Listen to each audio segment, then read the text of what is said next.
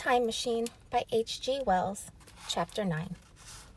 We emerged from the palace while the sun was still in part above the horizon. I was determined to reach the White Sphinx early in the morning, and ere the dusk, I proposed pushing through the woods that had stopped me on the previous journey.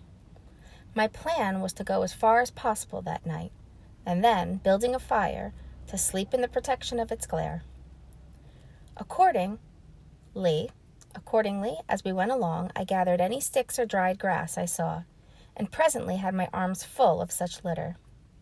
Thus loaded, our progress was slower than I had anticipated, and besides, Weena was tired. And I began to suffer from sleepiness too, so that it was full night before we reached the wood. Upon the shrubby hill of its edge, Weena would have stopped, fearing the darkness before us, but a singular sense of impending calamity that should indeed have served me as a warning drove me onward. I had been without sleep for a night and 2 days, and I was feverish and irritable. I felt sleep coming upon me, and the Morlocks with it. While we hesitated among the black bushes behind us,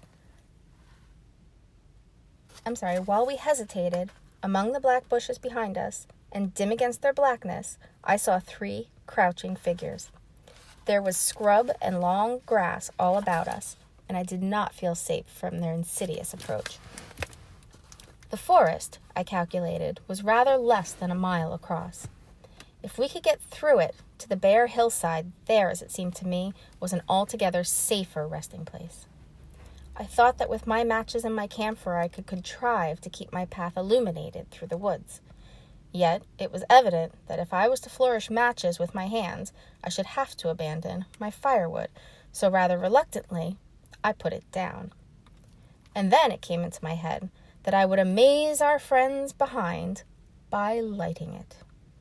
I was to discover the atrocious folly of this proceeding, but it came to my mind as an ingenious move for covering our retreat. I don't know if you've ever thought what a rare thing flame must be in the absence of man and in a temperate climate.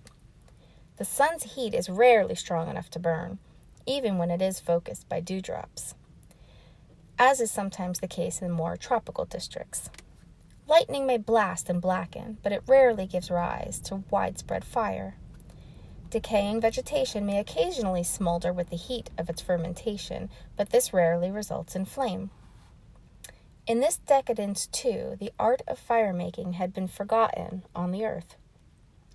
The red tongues that went licking up my heap of wood were altogether new and a strange thing to Weena.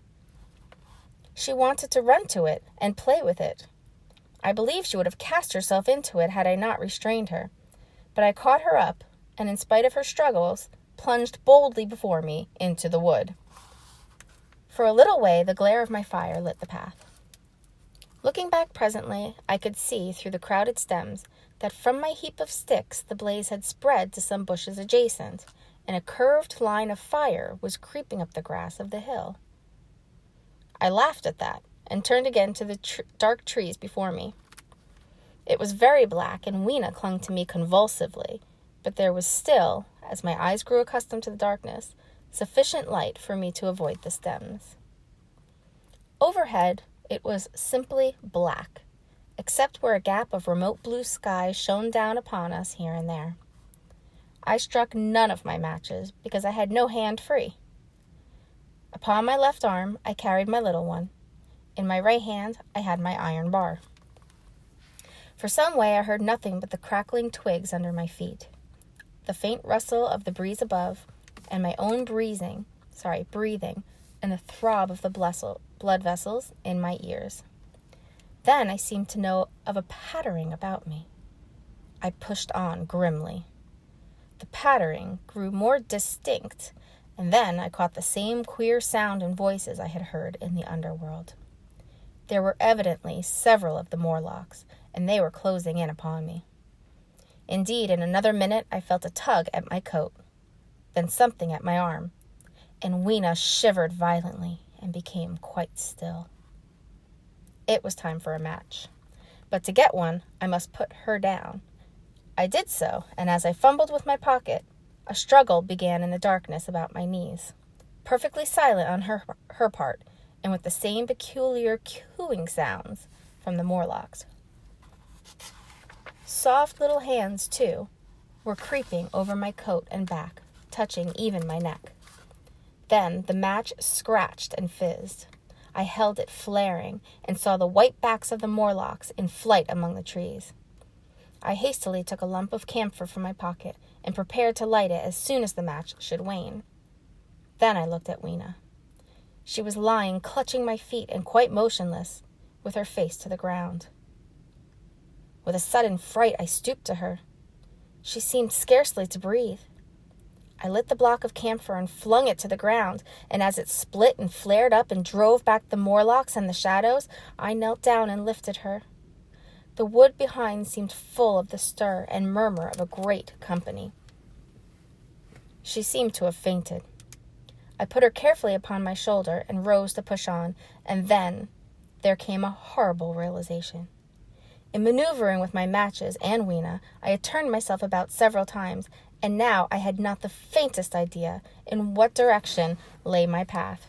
For all I knew, I might be facing back towards the palace of green porcelain. I found myself in a cold sweat. I had to think rapidly what to do. I determined to build a fire and encamp where we were.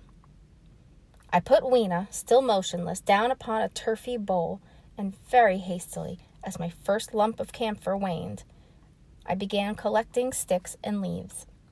Here and there out of the darkness round me, the Morlocks' eyes shone like carbuncles. The camphor flickered and went out. I lit a match, and as I did so, 2 white forms that had been approaching Weena dashed hastily away. One was so blinded by the light that he came straight for me, and I felt his bones grind under the blow of my fist. He gave a whoop of dismay, staggered a little way, and fell down. I lit another piece of camphor and went on gathering my bonfire.